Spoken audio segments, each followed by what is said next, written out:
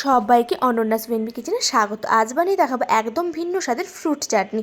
রান্না করতে করতে তোমাদেরকে সিক্রেট কিছু ইনগ্রিডিয়েন্টসের কথা বলবো, যাতে এই চাটনিটা আরও সুন্দর হয়ে যায়। প্রথমে কামরাঙাটা ভালো করে বীজটাকে ছাড়িয়ে কেটে নিয়েছি। এই পাশে আমি নিয়ে নিলাম এখানে ক্যানবেরি, সাথে ছিল একটু পাঁচফোড়ন, শুকনো লঙ্কা, একটা লেবু, আর নিলাম নুন। দিয়ে দিলাম তেল, সামান্য একটু সাদা তেল, আর কামরাঙাগুলো তেলের মধ্যে দিয়ে সামান্য একটু নুন দিয়ে হালকা ভেজে নেব। কামরাঙার একটা কাঁচা গন্ধ থাকে, যেটা চলে যাবে। ঢাকনা দিয়ে দিলাম সেদ্ধর জন্য। প্রথম সিক্রেট ইনগ্রিডিয়েন্টস হচ্ছে লেবু, কমলা লেবু।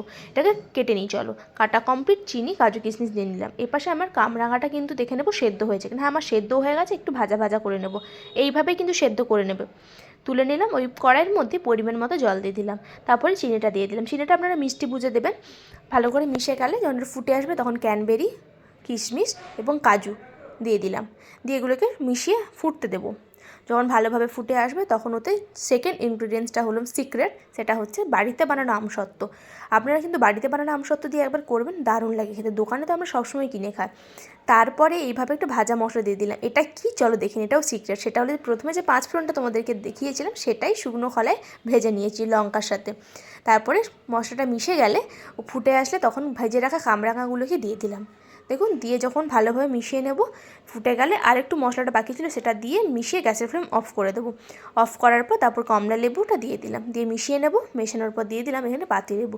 দুটো লেবুই কিন্তু গ্যাসের ফ্লেম অফ করে দেবে, না হলে কিন্তু তেতো হয়ে যেতে পারে। তারপরে নাড়াচাড়া করে নামানোর আগে একটা সিক্রেট আর একটা জিনিস, সেটা হচ্ছে একটু সামান্য ভাজা জিরে গুঁড়ো মিশিয়ে নেবে। এইভাবে বাড়িতে বানিয়ে একবার সবাইকে খাওয়াবেন, আপনার কিন্তু প্রশংসার পঞ্চমুখ হয়ে উঠবে। দারুণ খেতে হয়, স্বাদটা একদম অন্যরকম হয়ে থাকে। প্লিজ সবাই ভিডিওটা ভালো লাগলে শেয়ার, সাবস্ক্রাইব, কমেন্ট করতে একদম ভুলবেন না।